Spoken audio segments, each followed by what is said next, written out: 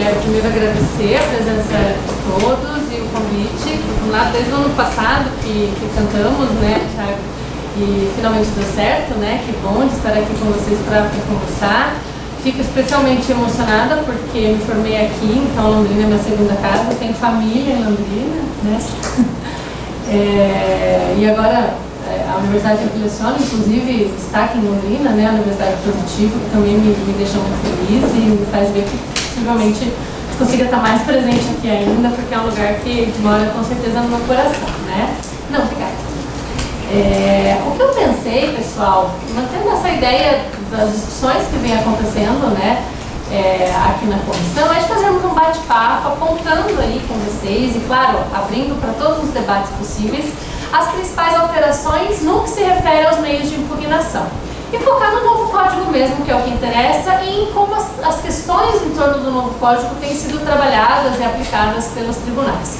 Pensei em iniciar lá pela parte geral, passar ali pelos recursos em espécie, né, ainda focando nas alterações, e falar um pouquinho ao final de outros meios de impugnação, de decisória, de reclamação. Obrigada. Deixa eu só pegar uma foto. E a pedido do Thiago, um pouquinho de querela também, né, Thiago? Para a gente poder fechar aí sobre isso. O Thiago me disse que eu posso falar 50 minutos a 1 hora, prometo não passar disso. Se eu começar a passar, vocês podem me xingar, tá? Se eu começar a falar demais. E fiquem absolutamente à vontade para parar, fazer perguntas, enfim, para fazermos um bate-papo bem bacana mesmo, né?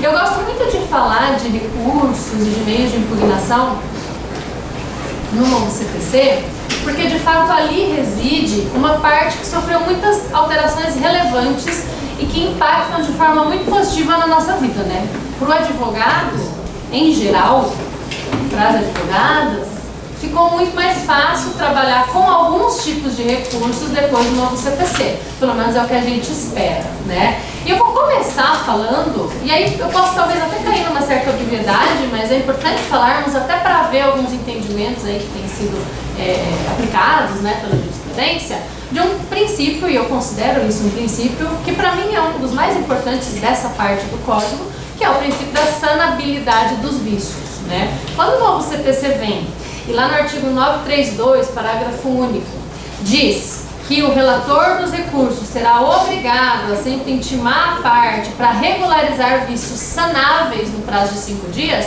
ele faz todos nós respirarmos aliviados, né? Ele faz a gente entender que talvez a tal da jurisprudência defensiva diminua.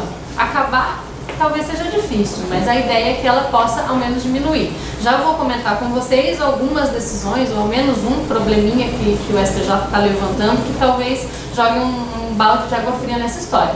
Mas a ideia que o 932 vai trazer lá no parágrafo único é justamente essa. Tem vício sanável? Nada de sacanear a parte e o pobre do advogado, a pobre da advogada. Vamos regularizar o vício, não tem por que fazer, a gente quase morrer do coração, né, por conta de vícios de simples correção. Essa é uma regra geral. E a ideia da comissão do projeto, a professora Tereza conta muito isso, né, era que essa regra ficasse lá sozinha e ela resolvesse todos os problemas de vícios relativos a recurso no novo código. Só que aí, na mudança das comissões, vai para o Senado, vai para a Câmara, formam-se comissões diferentes, houve uma inclusão de alguns dispositivos específicos relativos a alguns vícios pontuais que mereceram algum destaque. Então nós temos lá a regrinha do preparo. Se nós esquecermos de juntar o preparo, teremos 5 dias para juntar em dobro. Temos algumas outras regras relativas a outros vícios de admissibilidade, enfim, o agravo, por exemplo, né? Regras muito específicas. A ideia não era essa, mas acabou ficando assim, uma regra geral e várias regras específicas.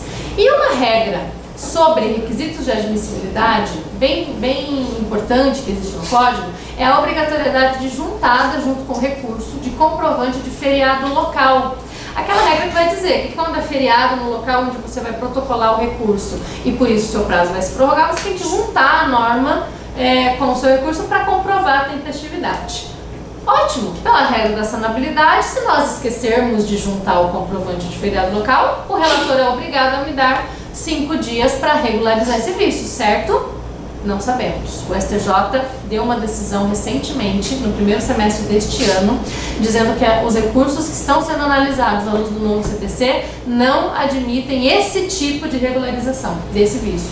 Se a parte não junta o comprovante do feriado local no ato, isso não poderia ser regularizado. E a Corte Especial do STJ está julgando um caso sobre isso e já há votos no sentido de entender que esse vício específico não admite regularização, o que é um grande absurdo, né, gente? Porque a ideia é que a sanabilidade dos vícios se aplique de maneira geral. Qual que é a explicação para isso? Esse recorte, essa coxa de retalhos que acabou acontecendo no código, né? O professor Dinamarca, outro dia mesmo, teve uma homenagem para ele lá em São Paulo, né? E ele estava contando que uma das sugestões que ele deu para a comissão foi tirar a palavra lead do código, porque lead é um conceito superado, ninguém mais usa lead, a lead não é objeto do processo há muito tempo, por aí vai.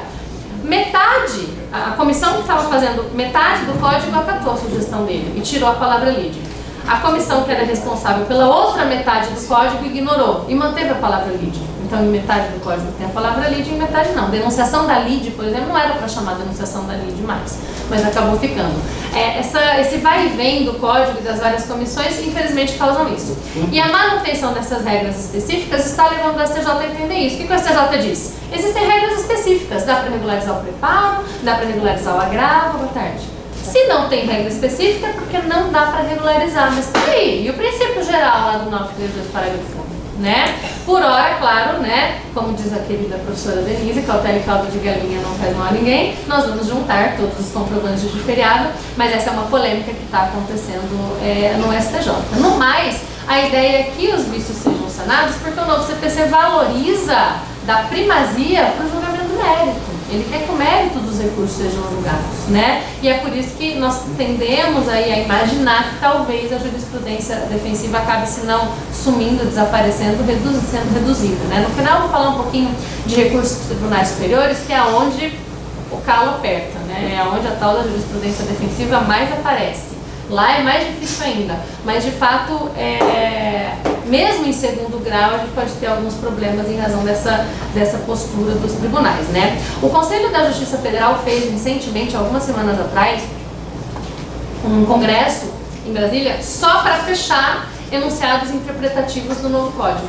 E um dos enunciados é o enunciado 66 do Conselho da Justiça Federal, sobre essa questão da juntada do feriado local, do comprovante de feriado local, dizendo que é sim um vício passível de regulamentação, de regularização.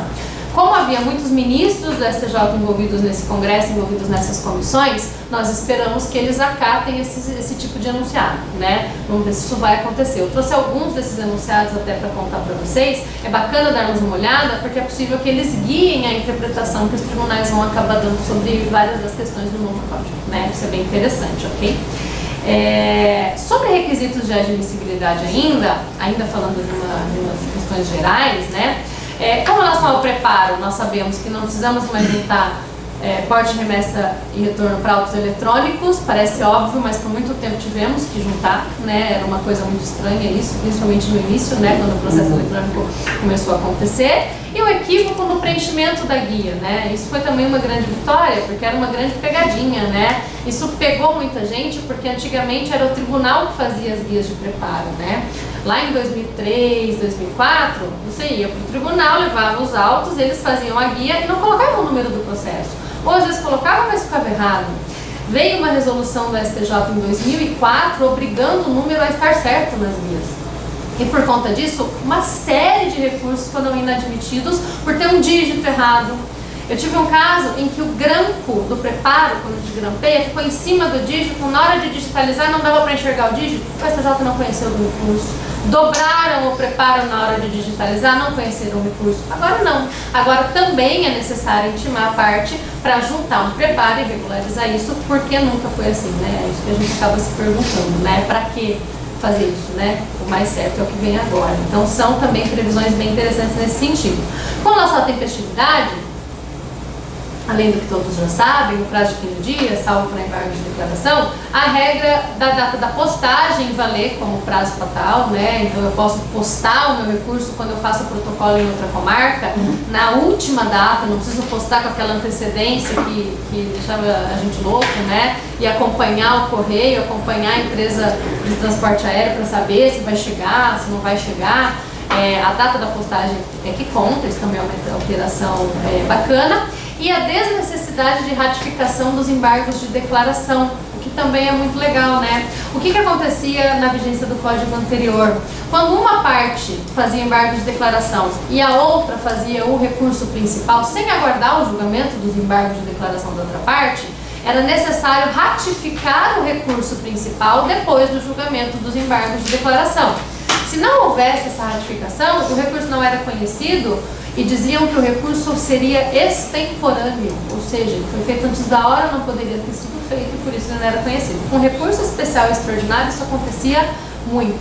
Com o novo código eu só preciso ratificar se houver alteração, e aí se eu quiser, claro, eu preciso complementar o recurso, se houver alteração no julgamento pela decisão dos embargos de declaração. No caso contrário, eu não preciso fazer isso. Também é uma alteração bacana no que se refere à questão geral, né? Entrando nos recursos em espécie, pessoal, e começando pelo grande recurso, né, que é o recurso de apelação, a principal alteração vocês já conhecem, né? Recurso de apelação não cabe mais só de sentença, né? Para os meus alunos da graduação eu falei que eles têm que decorar isso, não decorar, entender, mas quase como um mantra, né?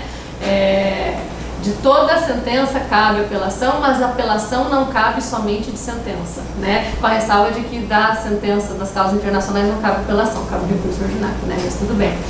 Porque agora a apelação também cabe de decisões interlocutórias. Nós sabemos que aquelas decisões interlocutórias que não são agraváveis, ou seja, que não constam lá no rol do artigo 1015, e daqui a pouquinho vamos falar sobre o fatídico rol do artigo 1015, não devem ser objeto de recurso, porque acabou, graças a Deus, o agravo retido, nós não precisamos mais fazer nada contra essas decisões. Lá no início, o projeto do novo CPC previa um tal de protesto. Nós tínhamos que fazer um protesto, tínhamos que afirmar o interesse em depois recorrer dessa decisão e lá na frente trazer isso na apelação. Nem isso precisamos mais, não fazemos nada. Eu lembro que logo depois que veio o novo CPC, um amigo meu me ligou, o professor Gabriel Chum, um amigão meu. O que eu faço? Estou com uma decisão aqui que indeferiu uma prova. Eu falei, não faz nada. Como nada? Eu falei, não faz nada, você vai poder recorrer disso depois. Ele, mas não vai precluir? Não vai precluir, porque não preclui mais, né? E de fato a gente fica inseguro, né? Até na época eu disse para ele, faz uma petiçãozinha então, dizendo que você vai recorrer depois, né? Para evitar essa insegurança, porque dá aquele susto de como assim eu não vou fazer nada, né? Não, você não vai fazer nada. Porque não cabendo agravo, eu vou trazer essa decisão depois nas razões de apelação ou nas contra-razões de apelação, se eu for a parte vencedora, tá? Só que aí tem um problema. Muita gente está defendendo que quando a impugnação à decisão interlocutória vem nas contra-razões de apelação, essa impugnação é condicionada ao conhecimento do recurso principal. Por que ela é condicionada ao conhecimento do recurso principal? Porque o raciocínio seria parecido com o raciocínio do recurso adesivo. Se a apelação não é conhecida, porque é tempestiva, porque falta preparo, porque a parte desiste da apelação, as contra-razões também não vão subir para o tribunal, também não vão ser conhecidas e, por via de consequência, a impugnação à decisão interlocutória também não. Quando nós pensamos em uma impugnação a uma decisão interlocutória de uma parte que ganhou mesmo, e aquela decisão interlocutória não a prejudica de forma autônoma, ou seja, aquela decisão interlocutória só prejudica se eventualmente o tribunal vier a reformar a sentença, tudo bem. Vou dar um exemplo. Eu tenho um indeferimento de uma prova, eu não faço nada, eu não posso agravar dessa decisão, ela é irrecorrível. Eu ganho o processo, mesmo sem essa prova, ela não era necessária. A parte apela, eu nas minhas contrarrazões trago, claro, a impugnação à decisão que indeferiu a minha prova, porque se o tribunal muda a sentença, eu vou ter interesse em produzir essa prova, ok? Mais ou menos por aí, né? Se eventualmente essa apelação não é conhecida, tudo bem as minhas contrarrazões também não serem. Por que eu vou querer produzir a prova? Porque eu ganhei. Mas vamos imaginar uma decisão que tenha condenado a parte por litigância de má-fé e imposto à parte uma multa. Ou aplicado à parte a multa, por exemplo, por falta de comparecimento à audiência do 334. E essa parte, que foi apenada com esta multa ganha no final. A sentença é favorável. A parte contrária apela. A parte que ganhou tem interesse em impugnar a decisão interlocutória que fixou a multa nas contrarrazões, certo? Afinal de contas, ela quer pagar a multa. E mesmo ganhando, ela vai ter que pagar a multa. Se eventualmente a apelação da parte que perdeu não for conhecida, as contrarrazões dela, sob esse raciocínio condicionado, também não serão. E aí ela não tem oportunidade para recorrer da multa que a prejudica. Por conta disso, é que algumas pessoas estão defendendo duas possibilidades, e eu gosto das duas. Primeiro, as contrarrazões não são condicionadas ao recurso de apelação. Mesmo havendo desistência, não conhecimento, qualquer causa que impeça o conhecimento da apelação, as contrarrazões, se contiverem uma impugnação a uma decisão interlocutória, precisam ser conhecidas, sim, pelo tribunal. Elas geram uma recorribilidade autônoma daquela decisão. E mais do que isso, nós temos que defender a possibilidade de interposição de recurso de apelação pela parte vencedora, somente tendo por objeto uma decisão interlocutória. Então hoje, com o novo CPC, é perfeitamente possível dizer que cabe apelação só de decisões interlocutórias. Eu posso apelar no final, mesmo que eu tenha vencido o processo, porque mesmo assim eu tenho interesse em recorrer de uma decisão que ficou lá atrás e que me impôs uma multa. E eu não quero pagar essa multa, né? Perfeitamente possível defender. Nem todo mundo concorda com isso. As pessoas vão entender que as contrarrazões é que são o local adequado para isso. Só que aí eu fico refém da parte que perdeu. Se a parte que perdeu não faz a apelação, eu não tenho oportunidade de levar a multa para o tribunal revisar. Por isso que temos sim que tentar, e o não a gente já tem, né? Então a gente tem que tentar até que a jurisprudência se consolide, o nosso papel como advogados é esse, né? Fazer sim a apelação dessas decisões interlocutórias que não são agraváveis, mas que são autônomas, que geram um prejuízo para a parte, independentemente dela ganhar ou vencer o processo. Essa é uma discussão bem interessante, tá? Se não queremos ousar tanto, se não queremos defender esta apelação, ao menos defender que as contrarrazões não podem ser condicionadas, porque elas são sim independentes, elas são autônomas, porque elas trazem uma questão autônoma ali, ok? Essa me parece ser uma questão bem problemática, bem atual e bem interessante, né? Eu com certeza faria esse recurso de apelação. Falando do Conselho da Justiça Federal, existe um enunciado sobre isso, é o enunciado 67 do CJF, que vai dizer que cabe apelação pela parte vencedora contra a decisão que fixou a multa da audiência do 334, aquela multa do parágrafo 9º, 8º. Já teve a multa para saber de qual? Projeto de estudo. Do parágrafo 8º, obrigada, do 334, para recorrer só da multa. Faz todo sentido, né, pessoal? Foi um enunciado interpretativo, então, que saiu de lá, a gente tem que adotar, né? Com relação aos efeitos da apelação, foi uma grande frustração do novo código, né? O código veio com a bandeira de acabar com o efeito suspensivo op legis do recurso de apelação, né? Aquela ideia do autor, quer perguntar? Diga. Senhora, quando a gente lê esse enunciado 67 do Conselho da Justiça Federal. Cabe apelação autônoma contra a decisão que fixa a multa do 334 pela parte vencedora da causa. Tá bom? Então foi uma luta, né? A ideia era acabar com o efeito suspensivo da apelação, para acabar com a lógica do autor ganhar, mas não levar, né? É realmente complicado isso, mas as discussões foram tão violentas que isso acabou ficando, e o efeito suspensivo da apelação é muito parecido com o que nós tínhamos no CPC de 73, regra geral, com aquelas exceções. Só que muda um pouquinho a configuração dos requisitos para se pedir efeito suspensivo a recursos de apelação que não tem como regra esse efeito, tanto esses do Código quanto aqueles previstos em leis esparsas, né? O Código vai trazer duas possibilidades de concessão de efeito suspensivo a apelações que em regra não tem. Primeiro, quando houver probabilidade do provimento do recurso, só, sem a necessidade de haver um risco de dano, uma urgência naquilo. Esta é uma possibilidade. A outra possibilidade é a demonstração da relevância da fundamentação e do risco de dano. Então vejam o que o Código faz. O Código nos diz que é possível conseguir um efeito suspensivo de uma apelação quando o meu recurso provavelmente vai ser acolhido, vai ser provido. em caso de precedentes, em situações em que de fato a decisão parece ser muito equivocada, né? Sem qualquer necessidade de perigo de dano nesses casos. De outro lado, havendo perigo de dano, eu posso também pedir efeito suspensivo acompanhado da relevância da fundamentação, que parece ser um pouquinho menos do que a probabilidade de provimento do recurso, né? Não vamos aí voltar naquela classificação antiga que diferenciava a cautelar de antecipada, né? O fuminho e o fumão, né? As graduações do que é mais ou menos demonstrável ali, mas probabilidade de provimento do recurso é um pouquinho mais do que a relevância da fundamentação. O Fred, por exemplo, vai dizer, Fred G, que esses requisitos caracterizam duas possibilidades. Você pode pedir um efeito suspensivo ao recurso de apelação fundado em tutela de urgência, que é o segundo caso, ou fundado em tutela de evidência. Eu gosto muito dessa ideia do Fred, porque de fato, essa primeira hipótese de efeito suspensivo, quando houver probabilidade de provimento do recurso, é muito parecida com a tutela de evidência lá do 311, né? Não se exaure naquelas hipóteses. A gente pode pensar a probabilidade aí como qualquer outra situação em que o recurso pareça que provavelmente vai ser acolhido. Mas sim, se aproxima muito das hipóteses de tutela de evidência, né? Então eu gosto dessa ideia do Fred, eu acho bacana essa classificação. Quando então tivermos um recurso de apelação e precisarmos do efeito suspensivo, dá para tentar enquadrar esse efeito em qualquer uma dessas duas hipóteses sem problema nenhum. Diga. O efeito suspensivo nesses casos só vai ser deferido pelo tribunal. Pelo tribunal. Nesse período que não foi para o tribunal, dá para executar provisório?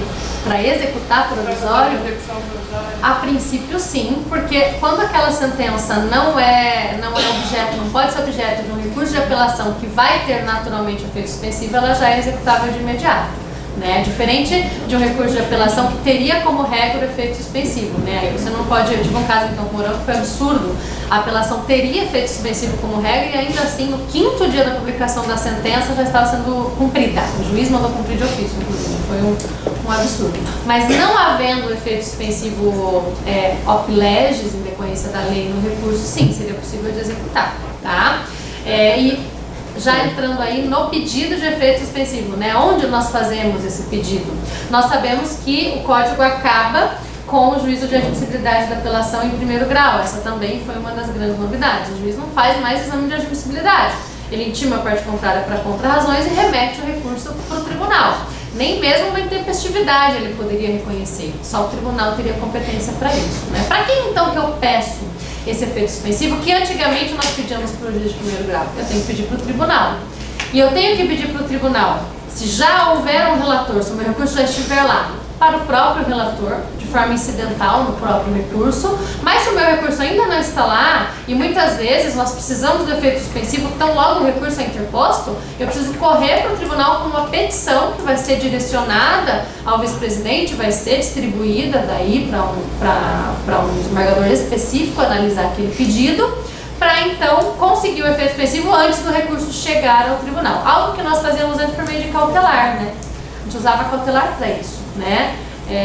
Talvez não possamos mais chamar isso de cautelar, simplesmente não vejo problema também chamar, mas de pedido de efeito suspensivo, mas a ideia é que esse pedido seja formulado ainda que o recurso não esteja no tribunal e o juiz de primeiro grau não pode receber esse recurso, ok? Isso também é uma alteração importante do novo código, né? Com relação ao efeito suspensivo. Ainda ficando nos efeitos do recurso de apelação, o efeito devolutivo também merece atenção. O efeito devolutivo ficou igual, né? Aquela ideia da extensão e da profundidade, analisa-se no tribunal a matéria impugnada, mas no âmbito da profundidade todos os fundamentos sobem junto, mas o novo CPC amplia as hipóteses de julgamento direto do mérito pelo tribunal. Algo que vinha no 515, parágrafo 3º do CPC de 73, e só lembrando, né, para quem não lembra, aquela hipótese de, havendo uma sentença terminativa que extinguiu o processo sem resolução do mérito e a causa estando madura, pronta para julgamento, seria possível que o tribunal, afastando a sentença terminativa, pudesse desde já julgar o mérito sem precisar devolver isso para o juiz de primeiro grau. Isso fica no novo código, mas com outras possibilidades. É possível aplicar esse julgamento de mérito direto também, quando houver violação à congruência, ou seja, uma sentença com vício citra, ultra ou extra petita, uma sentença que fugiu dos limites do que o autor pediu, do que o autor fundamentou, do que o autor apresentou na sua inicial. O tribunal, vislumbrando que a causa está madura, o contraditório já foi estabelecido, não existe necessidade de provas, pode, afastando o vício, desde já julgar aquele recurso. Qualquer hipótese de sentença terminativa continua admitindo isso. Sentenças que reconhecem a decadência e a prescrição também. Então, se a sentença reconhece a decadência e a prescrição, a apelação chega no tribunal, afasta-se a decadência e a prescrição e a causa está madura, julga-se o mérito diretamente também pelo tribunal, sem necessidade de devolver. E a parte mais polêmica desse artigo, a possibilidade de se aplicar a teoria da causa madura quando a sentença tiver um vício de fundamentação. O tribunal poderia também, diante do vício de fundamentação, corrigir o vício e desde já julgar o mérito. Essa pode ser um pouquinho mais difícil de vislumbrar, porque muitas vezes o vício de fundamentação vai exigir que o próprio juiz reanalise aquela matéria e fundamente adequadamente, né? Em especial depois do artigo da discórdia, né, que foi o parágrafo 1º do artigo 489, que gerou todas aquelas manifestações das associações de magistrados, que vocês já devem ter ouvido falar. Ficou muito complicado para o juiz fundamentar uma sentença e depois não precisar voltar e corrigir aquele vício. Ele vai ter que corrigir, ele vai ter que demonstrar por que ele aplicou o precedente, por que ele não aplicou, né? Nem sempre o tribunal vai conseguir superar isso e julgar diretamente o mérito. Conseguindo, perfeitamente possível aplicar a primazia também e o julgamento direto do mérito pelo tribunal nesses casos. Também foi uma alteração importante no que se refere aos efeitos do recurso de apelação. E também a possibilidade de retratação, né, que antes era restrita e hoje com o novo CPC é possível se verificar em qualquer caso de sentenças terminativas, não só no caso de indeferimento da inicial, como acontecia antes, né? Diante de qualquer apelação interposta de qualquer sentença terminativa, é possível que o juiz reconsidere, volte atrás e toque o processo superando o vício que gerou a sentença terminativa. Além, é claro, da sentença liminar, que, se for objeto de apelação, também admite reconsideração e que fica no novo código com aquelas hipóteses do 331 e do 332, que é um pouquinho diferente do que tínhamos lá no 285A, mas que também, sendo uma sentença liminar, ou seja, aquela sentença que é dada antes da citação do réu no processo, vai admitir, em caso de apelação, a retratação pelo juiz, como já acontecia antes, né? A novidade está mesmo nas sentenças terminativas, né? De efeitos, acredito que o interessante é isso, né?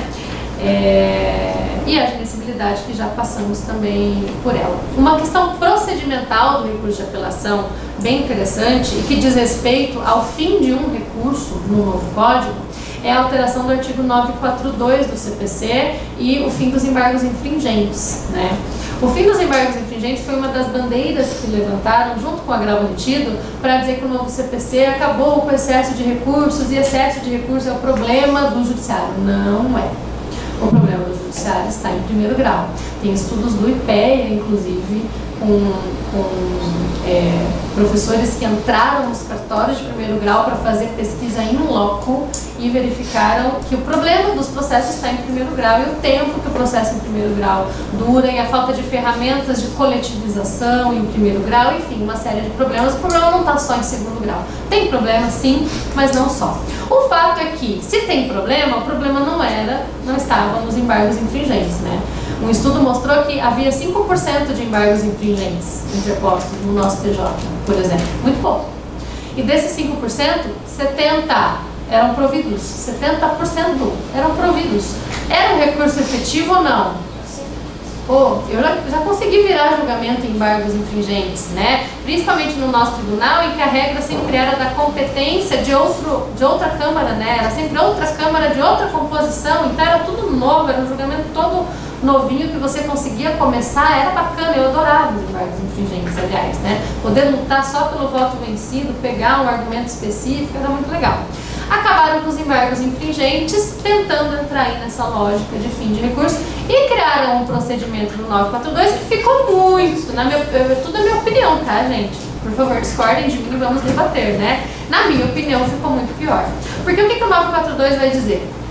Vai dizer que, havendo julgamento não unânime de apelação, seja qual for o resultado do recurso, o julgamento não pode parar por ali. Ele tem que prosseguir com complementação do quórum e outros 2 desembargadores participem de um novo julgamento sobre aquele recurso, sobre aquilo que está sendo julgado.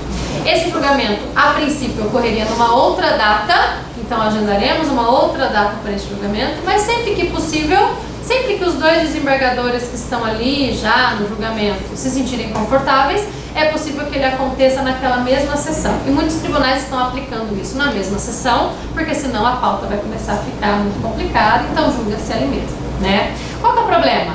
Ele cabe em qualquer resultado que tem no recurso. Então, seja para reformar ou não a sentença, a complementação do quórum vai ocorrer. Os embargos infringentes, vocês se lembram, só cabia em caso de reforma da decisão e não em caso de manutenção. E a justificativa era muito simples, era do empate, né? A gente tinha um juiz de primeiro grau com opinião, um desembargador vencido com outra opinião e 2 desembargadores com outra opinião, dava um empate de 2 a 2 e a gente precisava desempatar. A lógica dos embargos infringentes era essa, né? Com esse julgamento agora do 942, não. Em qualquer situação ele vai ter que prosseguir, né? Ele cabe também, não só em apelação, ele cabe em agravo de instrumento contra a decisão de mérito, já vamos falar um pouquinho disso, né? E aí a lógica é a que deveria ter sido adotada para apelação, né? É o agravo de decisão de mérito quando ele for provido por maioria, ou seja, quando ele reformar a decisão de mérito. E cabe também quando houver julgamento de rescisória, que for julgada procedente por maioria, também vamos aplicar o procedimento do artigo 942 do novo CPC, né? Algumas câmaras estão, aqui no Paraná inclusive, estão marcando esse julgamento em outra data, isso é bacana. Existe uma discussão sobre o cabimento de sustentação oral, deve ser cabível sim uma nova sustentação oral aí, né? Cada tribunal vai dispor disso de um jeito.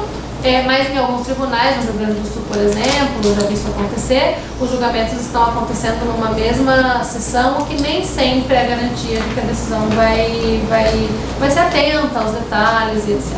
Né? Então isso pode ser muito complicado. E uma outra grande discussão em torno disso, essa continuidade, esse prosseguimento desse julgamento, vai ser só na parte divergente ou vai ser sobre o recurso todo? Porque às vezes a gente tem uma divergência sobre uma parte só do recurso, né? Às vezes existe uma unanimidade com relação a uma grande parte e existe um voto vencido que apresenta uma divergência muito pontual.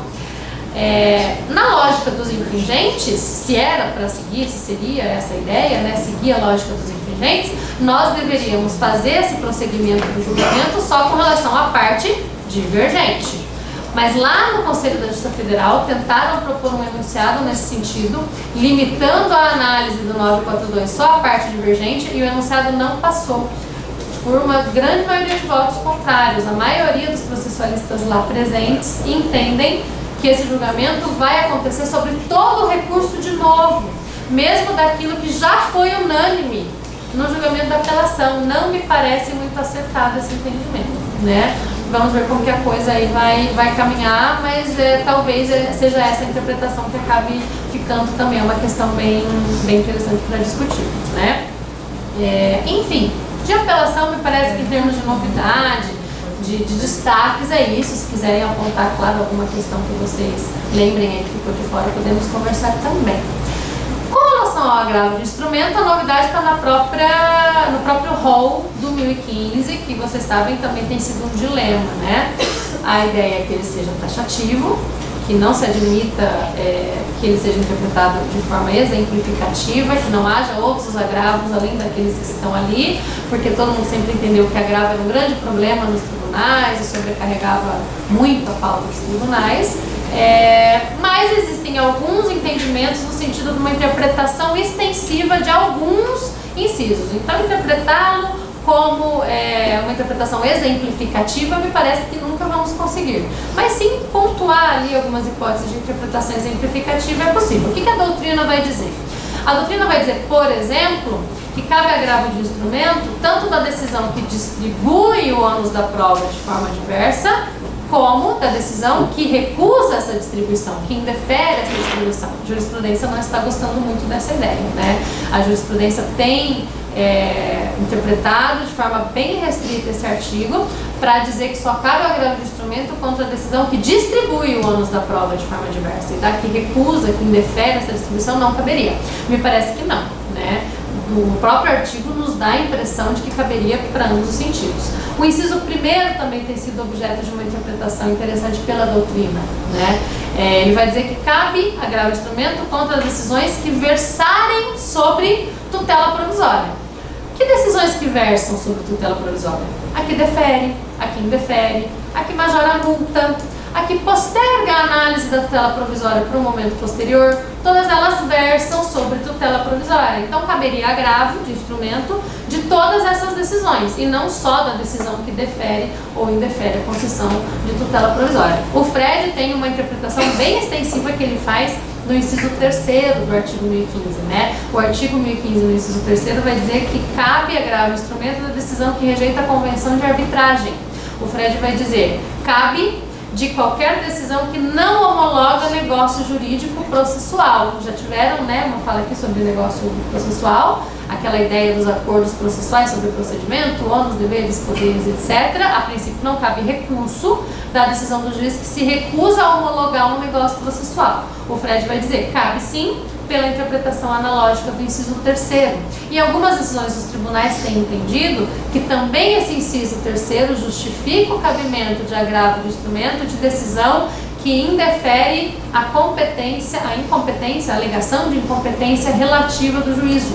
Porque a incompetência relativa seria uma recusa, uma discussão sobre o exercício da jurisdição por aquele juízo, algo muito parecido com o que acontece com a convenção de arbitragem, e por interpretação então aí extensiva, daria para aplicar o inciso 3º também às decisões do juiz que não acolhem a alegação de competência relativa absoluta, enfim, tanto faz, né? Também é uma interpretação interessante, e dessas os tribunais têm gostado, né? Esses agravos têm sido admitidos, né? Com relação ao agravo também podemos pensar, né? O não nós já temos, né? A ideia é ainda formar a jurisprudência ainda está longe de ser formada, né?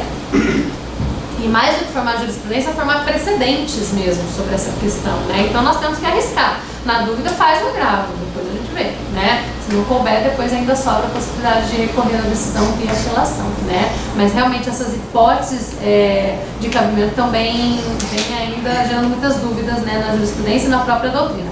Também tem um enunciado do Conselho da Justiça Federal, é o enunciado 72, que vai tratar do cabimento do agravo tanto da decisão que defere quanto da decisão que indefere a distribuição do ônus da prova. Talvez a gente consiga encaminhar nesse sentido.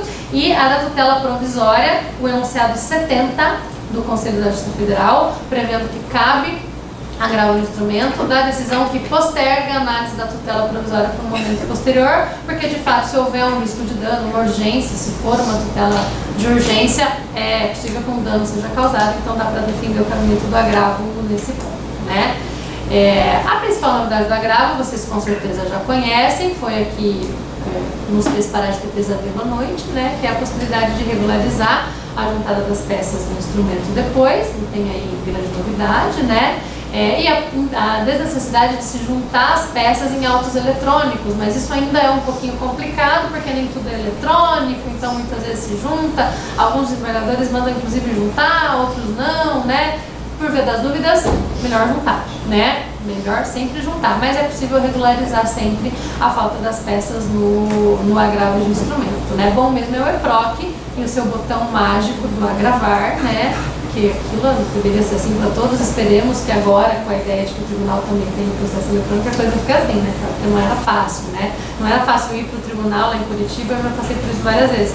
Ir para o tribunal com o agravo do lado, no banco do motorista, em todo semáforo, ao invés de entrar no Facebook do celular, olhar para ver se de fato, depois de conferir 20 vezes, as peças estavam lá, porque parecia que ia vir uma mão mágica, a mãozinha da família Adams, e tirar uma peça do seu agravo, né? Isso era muito chato.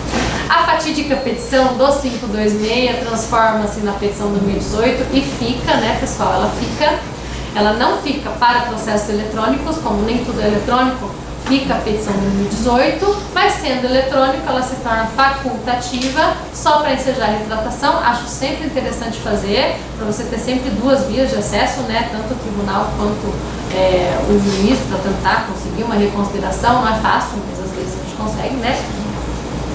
embora ela não seja obrigatória, é interessante. E a sustentação oral no agravo de instrumento também é uma questão interessante no novo código, porque o código fez uma escolha bem difícil de entender, quando ele diz que cabe sustentação oral nos agravos da tutela provisória, mas não cabe sustentação oral nos agravos de decisões de mérito. A jurisprudência tem mudado, alguns tribunais têm admitido sustentação oral nos agravos de decisões de mérito, né? Só lembrando, para quem não se lembra disso, quando eu falo agravo de decisão de mérito, eu estou falando do agravo de instrumento cabível daquela decisão que julga parcialmente de forma antecipada ao mérito, naquela também novidade do novo CPC, que lá no artigo 356 admite o julgamento fracionado do mérito, né? O professor Marinoni vai dizer que acabou a regra de que existe só uma sentença no processo, porque essa decisão tem conteúdo de sentença, e tem mesmo, mas por opção do legislador ela não é uma sentença, ela é uma decisão interlocutória de mérito agravável, que pode ser inclusive objeto de execução imediata, provisória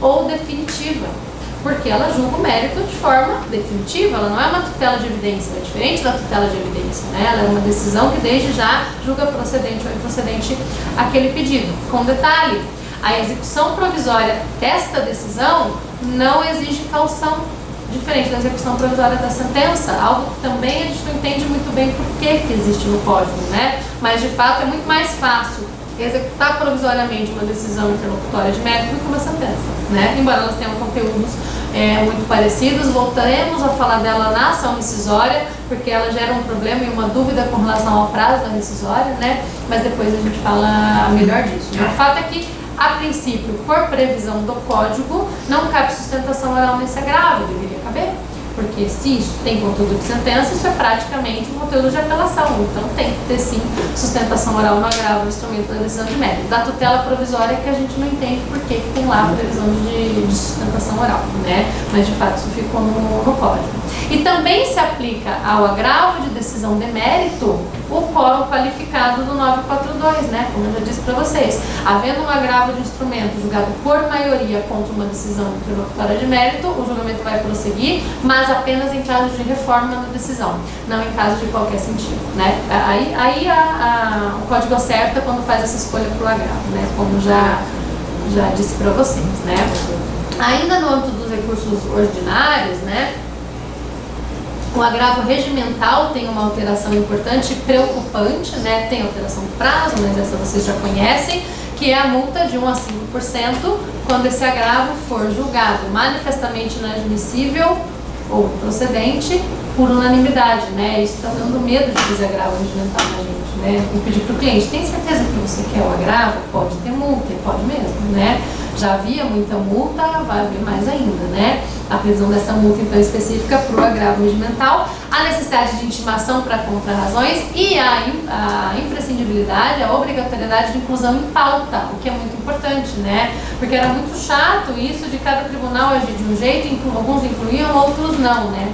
E aqueles que não incluíam o agravo regimental em pauta exigiam de nós um trabalho muito árduo, de toda semana ligar no gabinete do desembargador, falar com o pobre do assessor e perguntar, vai ser levado hoje? E às vezes o assessor não sabia que o desembargador queria pegar o processo, botar debaixo do braço e levar para aquele dia, e você levava um susto com aquele agravo que foi julgado, sem que você nem ficasse sabendo disso, né? Para garantia de contraditório, atender todos aqueles princípios fundamentais do novo código que vocês já conhecem, agora é obrigatório incluir o agravo regimental em pauta, né? O mesmo acontece com embargos de declaração. Os embargos de declaração agora, quando opostos, têm que ser levados a julgamento na sessão seguinte. Se não forem, têm que ser pautados também para garantir o exercício do contraditório. E ainda falando de embargo de declaração, nós temos duas alterações importantes do código, na verdade incorporando entendimentos aí já da jurisprudência com relação ao cabimento dos embargos. O cabimento de embargos contra erro material, isso a gente já aplicava, mas não havia uma hipótese específica prevista.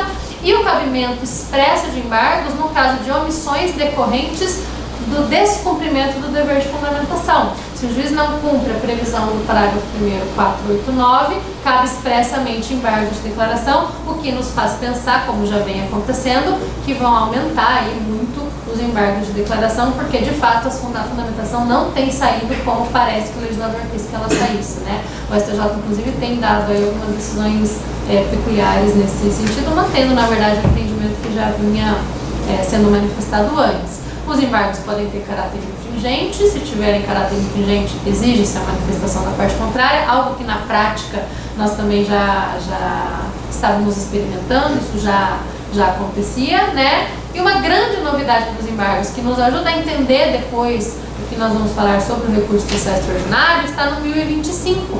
Afinal de contas, era uma luta para fazer o tal do pré-questionamento acontecer. Fazer pré-questionamento, estar presente, sempre foi um problema para quem faz recurso especial extraordinário, né? Eu dei 3 lições de um curso lá na ESA, da UB lá de Curitiba, vou dar agora no dia 10 de outubro de novo, sobre recurso especial extraordinário.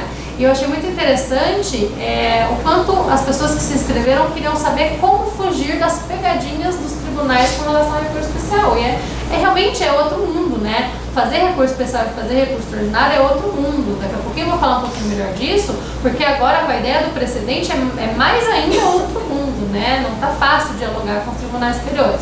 E o pré-questionamento sempre foi um tabu. Você fazia os embargos de declaração, seus embargos de declaração eram rejeitados com requintes de crueldade, né? Aquela decisão assim, bem, né? Bonitinha e copiazinha e coladinha, não tinha nada muito específico, né? Você fazia o RESP dizendo o STJ, houve aí uma violação ao artigo 535 na época, né? Acolha, então mande voltar para que se analise os embargos. O STJ dizia não há violação ao 535, e daí, para sua surpresa, ele dizia e não há pré-questionamento. Você dizia, e aí, o que eu faço? Eu sempre choro, porque se correr o bicho pega, se ficar o bicho come, né? Aquela coisa, não tem muito o que fazer. Com o artigo 1025, consideram-se incluídos no acórdão todos os elementos que eu coloquei nos meus embargos para fins de pré-questionamento. Se o Tribunal Superior depois entende que esses elementos tinham que estar presentes, ele é obrigado a entender que efetivamente eles estavam presentes. Rigorosamente falando, isso nos faz entender que nós não precisaríamos mais alegar no RESP ofensa ao artigo 1022, que é o novo 535, né? Mas eu ainda continuo colocando, por via das dúvidas, né? Tentando essas duas frentes, né? STJ, acolha a nulidade, mande voltar, mas se você entender que não precisa mandar voltar, julgue desde já e entenda que tudo está pré-questionado. Mas, de fato, o artigo 1025 foi uma grande vitória para essa nossa luta aí em busca do pré-questionamento do recurso especial. Outra novidade ainda com relação aos embargos de declaração é aquela possibilidade de não conhecimento da terceira peça de embargos de declaração se os 2 anteriores foram considerados protelatórios, né? Vocês podem me dizer, mas quem que faz 3 embargos de declaração faz? Eu estava na STJ um dia acompanhando o julgamento na 4ª turma e aguardando o meu caso ser julgado, apareceu lá na telona da sessão, e era um caso do ministro Noronha, um julgamento de EDES, em agravo regimental, em recurso especial. 5 EDES. Era o 5º recurso de embargo de declaração que a parte fazia. O ministro Noronha teve um surto, mandou oficial AB, foi um escândalo, exagerou um pouquinho, né? Mas ficou indignado com aquela interposição tão absurda de tantos embargos protelatórios. Por isso é que veio essa regra, para evitar esse tipo de situação. 2 embargos protelatórios vão gerar o quê? Vão gerar a majoração da multa, que antes era de 2, agora para 10, a necessidade de se recolher a multa em caso de interposição de outros recursos, algo que já existia, mas também a impossibilidade de você fazer terceiros embargos de declaração, porque eles vão ser considerados inadmissíveis e eles não vão então gerar muitas vezes aí a interrupção do prazo, tem que tomar um cuidado com isso, né? E existe também uma regra expressa sobre o cabimento de embargos de declaração contra qualquer decisão judicial, o que parece bobo, mas não é, já que estava se consolidando no âmbito da jurisprudência um entendimento no sentido de que não eram cabíveis embargos de declaração de decisão que negava seguimento a recurso especial e extraordinário. Não sei se já passaram por esse susto, eu passei, foi bem duro aprender isso, né? Eu tive um caso no Rio Grande do Sul, uma decisão de inadmissibilidade de um RESP, mas era o 2º recurso especial que eu fazia no mesmo processo. ele caiu para o mesmo desembargador, e o desembargador deu um copia e cola na decisão anterior. Então a decisão que inadmitia o meu segundo recurso especial era idêntica à decisão anterior, e não tinha nem pé nem cabeça, porque o meu segundo recurso era outro, não tinha nada a ver com aquilo. Fiz embargo de declaração dizendo, desembargador, acho que teve um probleminha aí. Ele acolheu os meus embargos de declaração, deu uma nova decisão, inadmitindo o meu recurso especial, mas por meio de uma nova decisão. Aí eu fui lá e fiz o agravo ao STJ. Chega o agravo no STJ, vem uma decisão negando seguimento ao meu recurso, porque ele seria intempestivo, já que interposto 3 meses depois do prazo. Eu falei, só se eu estiver louca, né? Como assim errar um prazo de tão longe, né? A gente não erra prazo nem por um dia, quanto mais 3 meses, né? E fui ler a decisão. O entendimento dele, fundamentado em jurisprudência do STJ, era no sentido de que não eram cabíveis os embargos de declaração contra a decisão que negava seguimento ao recurso especial, e como não eram cabíveis, não interromperiam o prazo do recurso principal. E por isso o meu recurso não foi conhecido e não teve o que fazer. O regimental não adiantou, porque tinha jurisprudência consolidada. Esse artigo, então, que diz cabe embargos contra qualquer decisão, vem para evitar esse tipo de problema. Cabe contra qualquer decisão, mesmo até contra despacho. Mesmo havendo aquele artigo que diz contra despacho não cabe recurso, se é um erro material no despacho, por que não defender o cabimento de embargo de declaração? Não vejo por quê. Ações de controle concentrado de constitucionalidade, que são irrecorríveis, admitem embargos de declaração, né? Sabemos que se houver de fato vícios, não tem por que não manejar esse recurso, né? Embargos, como regra, não terão efeito suspensivo. Essa era uma grande discussão no código anterior. Muitas vezes fazíamos pedido, alguns defenderiam que os embargos teriam o efeito que o recurso anterior ou o recurso posterior teria.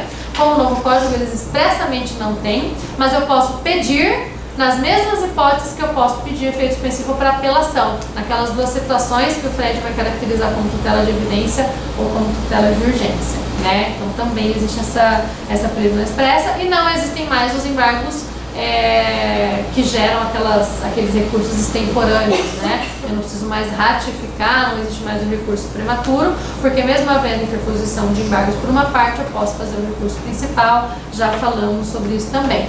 O código também muda nessa parte, isso vai aparecer lá nas disposições finais transitórias, aquela ideia de que nos juizados os embargos não interrompiam, mas suspendiam o prazo, que era um grande absurdo, né? Eu tive um caso bem engraçado, porque eram embargos que o prazo cairia no sábado, e aí eles foram protocolados na segunda-feira. Eu usei 7 dias, porque obviamente o meu 5º dia foi no sábado, mas eu usei 5, não usei 7, né? Quando eu vou fazer o recurso nominado, eu usei 5 dias para fazer o recurso nominado, e o juiz que não recebeu o recurso nominado entendeu que eu deveria ter feito o recurso nominado em 3 dias, porque eu usei 7 para fazer os embargos de declaração. Se eu tivesse usado os 7, os meus embargos seriam intempestivos, né? E ele acabou reconsiderando a decisão, porque acho que ele viu a bobagem que ele fez. Mas nem isso existe mais. Agora os embargos de declaração também interrompem o prazo, inclusive lá nos juizados, onde ainda se tenta fazer algumas coisas de forma diferente do que o processo civil manda fazer, né, gente? Mas a gente tem que tentar aplicar ao máximo as regras do processo civil nos juizados, inclusive essa que vai aparecer lá nas disposições transitórias do Código. E outra questão, para terminar a parte dos embargos, é a obrigatoriedade de que os embargos sejam julgados pelo mesmo juiz ou órgão que proferiu a decisão. Também parece óbvio, mas não é. Muitas vezes, à luz do código anterior, os embargos de declaração opostos contra a decisão colegiada estavam sendo julgados monocraticamente, porque se entendia que se aplicava aos embargos a lógica do julgamento monocrático que antes ficava lá no 557, né? Está errado. Na verdade, se os embargos são opostos contra um acórdão, eu tenho que ter um acórdão julgando esses embargos, e é o que o novo código vai dizer. Houve casos até, uma vez, foi um erro, na verdade, do tribunal, mas o que aconteceu? Foram feitos embargos de uma decisão monocrática. Portanto, o prolator da decisão monocrática deveria ter julgado esses embargos. Esses embargos foram levados para a Câmara e foram julgados por meio de um acórdão. Então, nós tínhamos uma decisão monocrática, um julgamento do recurso de apelação, e um acórdão de embargos, e eu precisava ir para o RESP. Eu não podia ir para o resto contra uma decisão monocrática, que era a decisão do recurso principal. Então vejam a quantidade de problemas que surgia dessa confusão que os tribunais faziam quanto à competência para julgar os embargos. Agora não. É embargo de acórdão? É o acórdão que vai julgar, é a Câmara que vai julgar. É embargo de decisão monocrática? Será uma decisão monocrática do próprio prolator da decisão. É um detalhe importante que facilita também o manejo do recurso especial que é o que vem na sequência. E falando nele, falando do recurso especial extraordinário, eu sei que vocês já tiveram também, né, um pouco sobre essa questão dos recursos aos tribunais superiores, e o grande diferencial desses recursos hoje em dia está em saber dialogar com os tribunais superiores por meio de precedentes, né? Não adianta mais, pessoal, fazermos recurso especial e recurso extraordinário sem falar em precedentes. Seja para dizer que existe um precedente do STJ, mas que o meu caso tem por objeto questões diferentes, então eu faço uma distinção ali dos casos. Eu tive um caso assim recentemente, né? Era um caso que envolvia uma determinada matéria que tinha precedentes já do STJ em sentido contrário ao que o cliente queria defender. Nós queríamos trazer um recurso especial. Meu primeiro olhar foi dizer, besteira fazer esse recurso especial. Hoje em dia não se faz mais recurso especial contrário a precedente, a essas decisões aí que já estão lá consolidadas no âmbito do STJ. Fui então abrir as decisões do STJ, porque isso é importante fazermos também, né? Não dá mais para ficar só em ementa, né? A ratio decidendi, as razões principais fundantes do precedente não estão na ementa, elas estão na fundamentação do acórdão, muitas vezes até difíceis de entender, difíceis de achar, né? A gente precisa abrir o acórdão para entender. E vi que de fato havia, no meu caso, um ponto que não era objeto de análise nesses precedentes todos. Era um caso peculiar, era diferente, não se aplicava então aquela situação que vinha nos precedentes, não dava para transportar aqueles casos anteriores para o meu. Fizemos um RESP então, como primeiro item, demonstrando a distinção entre o entendimento do STJ e esse. Não dá mais para a gente ignorar o entendimento do STJ, fingir que não viu, vai que o STJ não viu. A gente tem que encarar, tem que dizer, STJ, eu sei, tá, que você já julgou isso, eu sei, mas aqui é diferente, veja, vale a pena olhar. E esse recurso especial foi admitido pelo Tribunal de Justiça do Paraná e foi mandado para o STJ porque de fato se entendeu que era uma questão diversa daquela que o STJ vinha julgando. Fiz um outro também recentemente, demonstrando a inexistência de análise pelo STJ daquela matéria, ou seja, a necessidade de se formar um precedente sobre aquilo, mas também falando de precedente. Não há mais possibilidade de não falar sobre precedente. Existem alguns defendendo, inclusive, a responsabilização da parte que não alega a existência de precedente contrário ao seu interesse nas suas petições. Porque ela pode estar tentando justamente fugir de alguma aplicação de um precedente desfavorável ao seu entendimento. Então a ideia é que a gente traga sim os precedentes nas peças, a ideia é que nós apontemos a existência desses precedentes, mas num recurso especial, num recurso ordinário, façamos a distinção, façamos a demonstração de que aquilo não é igual ao caso que o STJ julgou e por isso merece análise. Se não é assim, está um pouco difícil conseguir fazer recurso especial e recurso extraordinário subir. A linguagem hoje é a linguagem do precedente. Lembrando que precedente para o novo CPC não é o que a gente chama de precedente no sentido mais técnico da palavra, né?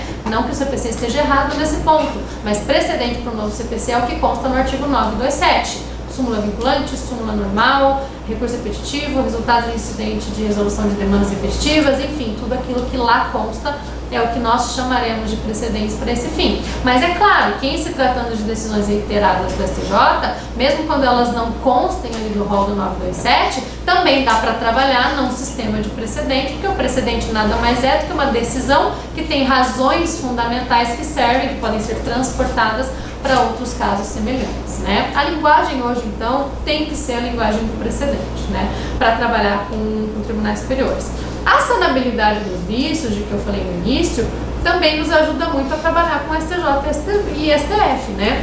Porque, de fato, agora a gente tenta superar a jurisprudência defensiva e com a questão do pré-questionamento lá do 2005, com a questão do reexame de matéria fática, que muitas vezes a gente consegue resolver também via embargos, ou mesmo mostrando para o STJ e para o STF que ali nós queremos uma revaloração do que o tribunal analisou já no acórdão e não necessariamente um revolver nos autos, um reexame. A gente precisaria ir de outro dia para falar só sobre isso, né? Mas todas essas peculiaridades são importantes para a gente conseguir fugir da jurisprudência defensiva e a sanabilidade dos vícios pode nos ajudar. Também existe uma regra específica muito legal nesse ponto, relativa à fungibilidade entre o recurso especial e o recurso extraordinário. Alguns vão dizer que isso não é fungibilidade, mas basicamente isso consiste no quê? Na possibilidade de, havendo interposição de um recurso extraordinário que na verdade tem questão infraconstitucional por objeto, o Supremo Tribunal Federal, ao invés de não conhecer o recurso pela súmula 636, manda voltar o recurso para o STJ, mandar voltar, o STJ fica louco, se ele me ouviu falando isso, né? Remeter o recurso ao STJ para que o STJ analise como recurso especial, algo que não acontecia, né? Uma das súmulas mais aplicadas pelo Supremo nos recursos extraordinários era a 636 da ofensa reflexa. Não cabe recurso extraordinário quando a ofensa é infraconstitucional, não é constitucional. Agora, se houver isso, o Supremo é obrigado a mandar o recurso para que o STJ conheça como recurso especial. Da mesma forma, se é interposto um recurso especial perante o STJ e a matéria é constitucional, o STJ deve intimar a parte para complementar o recurso, demonstrando a repercussão geral e remeter o recurso para que o STF conheça o recurso como recurso extraordinário. Bacana essa alteração também, porque facilita, né? Muitas vezes a gente acaba fazendo recurso especial e recurso extraordinário só para garantir, né? Só para garantir que eles não vão aplicar a súmula 284, que também é uma súmula bem complicadinha, né? E aí fazendo as duas coisas. Talvez com esse manejo e essa possibilidade de um tribunal remeter para o outro, também fique mais fácil trabalhar com esses tribunais, né? De recurso especial extraordinário, a gente poderia aí falar de várias questões peculiares, mas infelizmente eu estou vendo que o tempo voa, né? Então já está quase dando uma hora, mas enfim, eu já acabo, tá? Prometo que eu não vou passar, tá? E uma questão interessante que eu acho que vale a pena a gente perder um tempinho olhando só nessa questão dos recursos, e que está lá na parte dos recursos repetitivos, diz respeito a um problema que surgiu com uma colega, uma amiga, essa semana. Ela me mandou um e-mail para a gente trocar uma ideia, e eu confesso que eu não tinha parado para pensar nisso ainda. Achei legal trazer essa discussão fresquinha para vocês. Quando nós temos recursos repetitivos, ou seja, aqueles recursos que a CJ vai julgar um paradigma, e isso vai ser aplicado a vários outros e a todos os processos agora com o novo CPC, né, de primeiro, de segundo grau, isso se aplica a tudo. Nós temos um procedimento muito específico ali previsto, que já vinha no CPC anterior, com a reforma lá de 2006, e fica no novo código. Havendo a afetação de um recurso especial ou extraordinário para julgamento na modalidade de repetitivo, vai haver uma determinação pelo próprio STJ e pelo próprio STF de sobrestamento de todos os recursos, de todas as ações que versem sobre aquilo, isso vocês já sabem, né?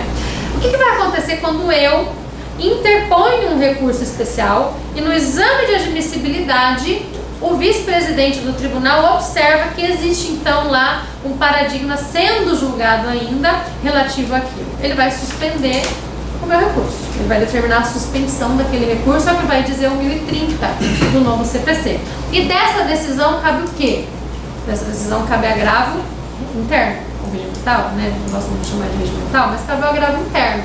Não cabe o agravo ao STJ dessa decisão específica, né? Quando sobresta ou quando aplica o entendimento de um repetitivo, não é o agravo ao STJ, é o agravo interno. Inclusive, se a decisão de admissibilidade do recurso especial tiver duas partes, uma parte negando seguimento por requisitos normais de admissibilidade e outra parte negando seguimento ou sobrestando por conta de repetitivo, eu preciso fazer dois recursos. Eu preciso fazer o agravo ao STJ de uma parte e eu preciso fazer o agravo interno da outra parte. O fato é que desta parte da decisão cabe agravo interno.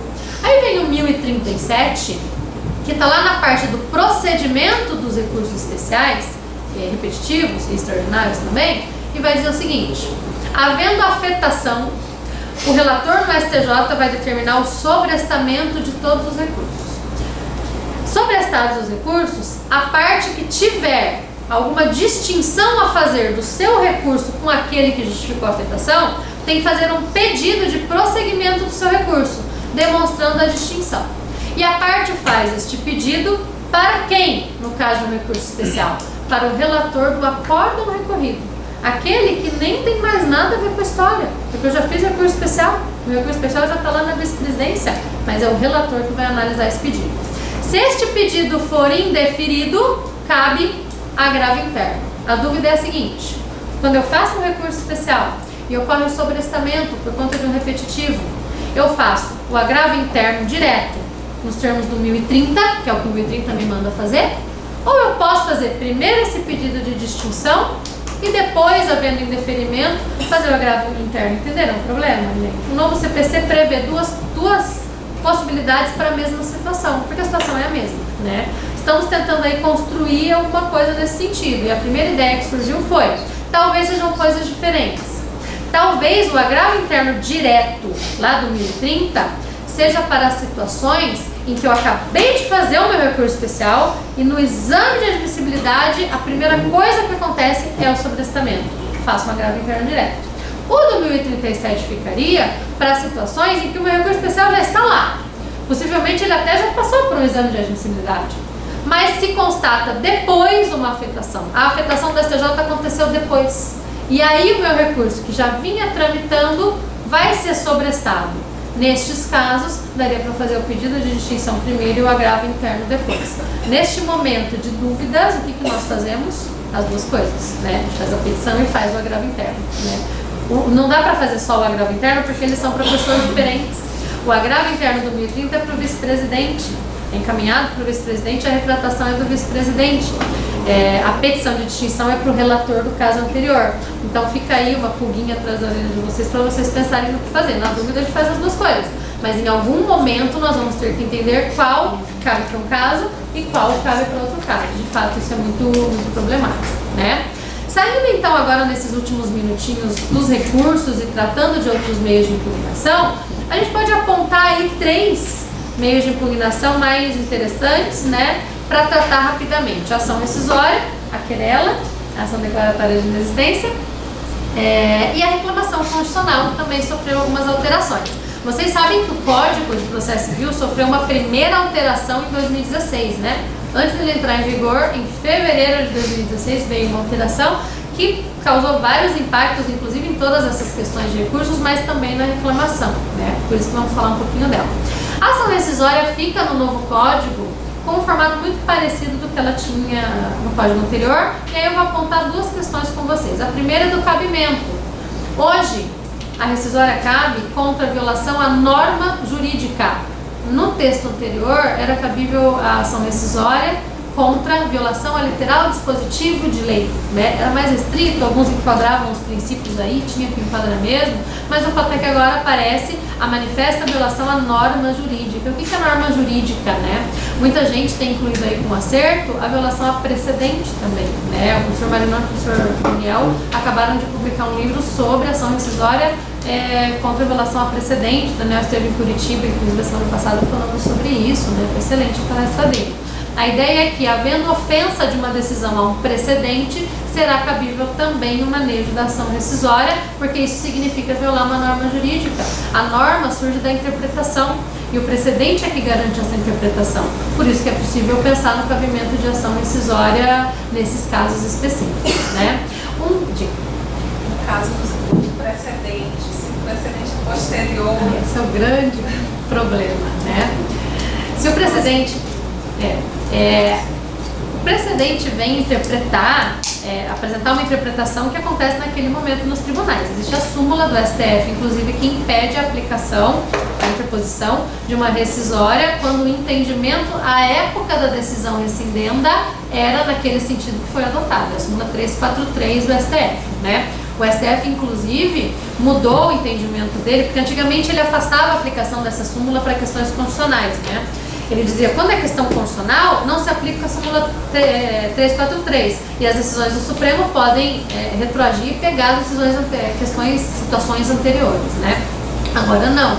Tem inclusive uma decisão em repercussão geral, entendendo que a súmula 343 se aplica sim e não é possível ingressar com rescisória quando a época da decisão rescindenda, a interpretação dos tribunais era aquela que o juiz adotou, tá? Então a ideia é essa. Como que a gente foge disso?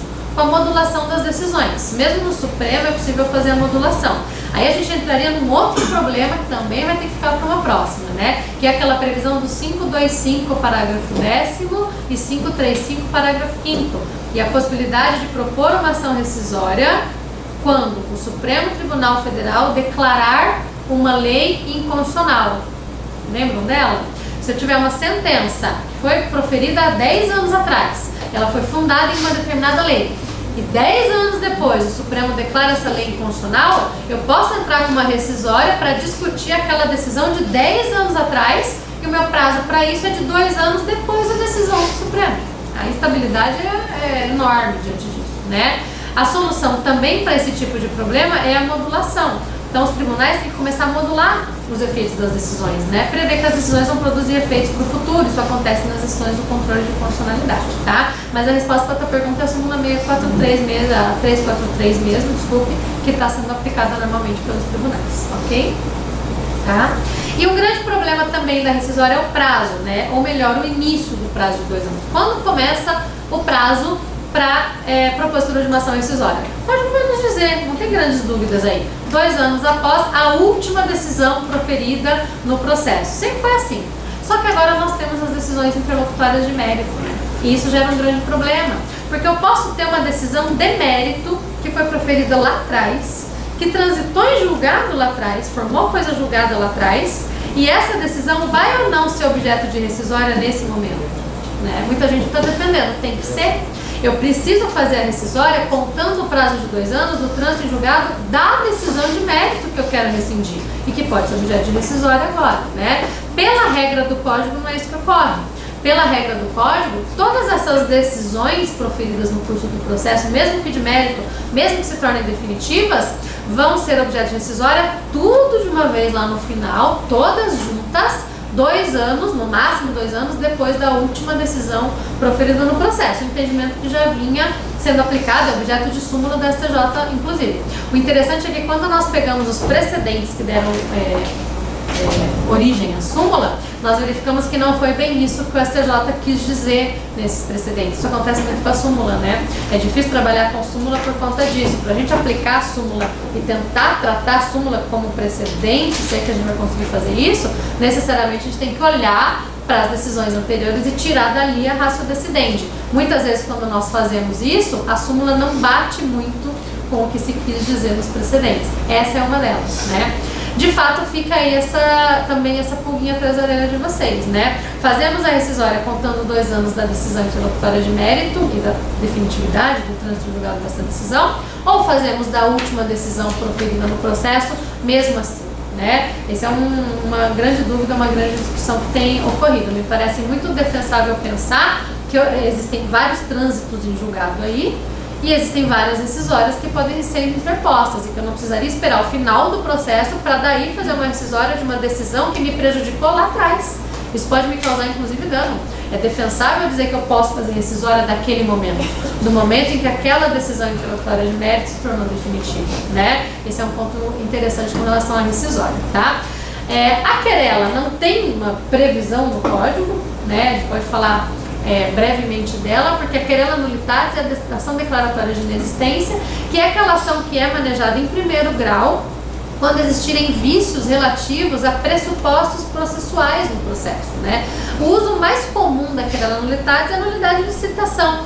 Quando eu tenho uma coisa julgada formada sobre uma sentença proferida num processo que tramitou sem a citação do réu, ou sem a citação válida do réu, eu posso ingressar com uma ação declaratória, como essa, a querela nulitatis, para que se anule aquele processo inteiro em razão da nulidade de citação. Vínhamos conversando, né, Thiago, sobre uma outra possibilidade que a jurisprudência já admitiu em alguns casos, quando a falta de capacidade processual, né? Tivemos um caso parecido em que uma empresa, uma pessoa jurídica que teve baixa na junta, né, no curso, na junta de ofício, na junta comercial, no curso do processo, gerou uma sentença de procedência, mas que depois foi objeto de uma querela nulitatis, entendendo que ela perdeu a sua capacidade processual no curso do processo, e porque ela perdeu essa capacidade, a ação deveria ter sido extinta, essa sentença não poderia ter sido proferida, mas os sócios também não poderiam suceder essa pessoa jurídica, simplesmente o crédito deixaria de existir.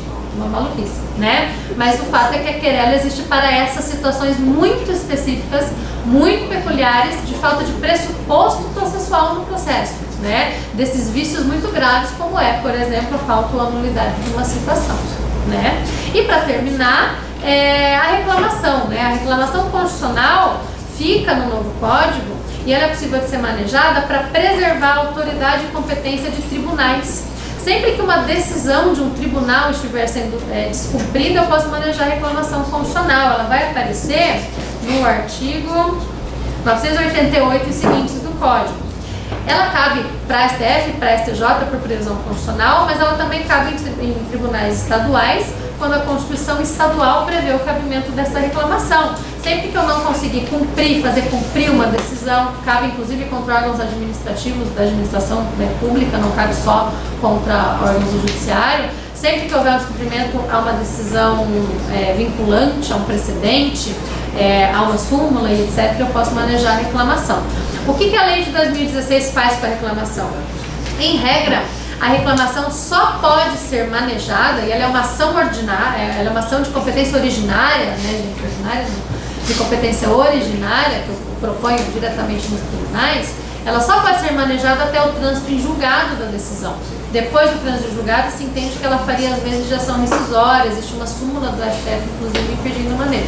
Porém, ela poderia ser manejada independentemente da existência de recursos possíveis, porque ela tem outra natureza. Ela não visa apenas a impugnação da decisão judicial. Ela tem um objetivo muito maior, de preservar a autoridade e a competência do tribunal. Porque quando um juiz, quando um tribunal de segundo grau descumpre um precedente do STJ, ele está descumprindo a autoridade do STJ. É por isso que é possível manejar a reclamação. Só que aí vem a lei lá de 2016 que mudou o código e insere o inciso terceiro, o inciso segundo, o inciso segundo no parágrafo 5º do artigo 988, prevendo que a reclamação é inadmissível antes de esgotadas as vias ordinárias. Ou seja, dá uma esvaziada boa na reclamação, né? Não tinha isso no código, a previsão da reclamação original do código era muito legal, ela era muito efetiva para esse tipo de descumprimento de precedentes, porque a reclamação tem tudo a ver com precedente, quando a gente estuda precedente, não tem como fugir da reclamação, né? Mas, de fato, com esse inciso segundo que foi acrescentado, ela ficou um pouco esvaziada, então eu preciso recorrer, não conseguir pelos recursos, faço a reclamação. Não é bem essa a ideia, ela não deveria ser assim, né? Em linhas muito gerais, acho que falei demais, me desculpem, se faltou alguma coisa, se sobrou alguma coisa e quiserem trazer para o debate, estou à disposição. Mais uma vez, muito obrigada por essa atenção toda de vocês. Muito feliz.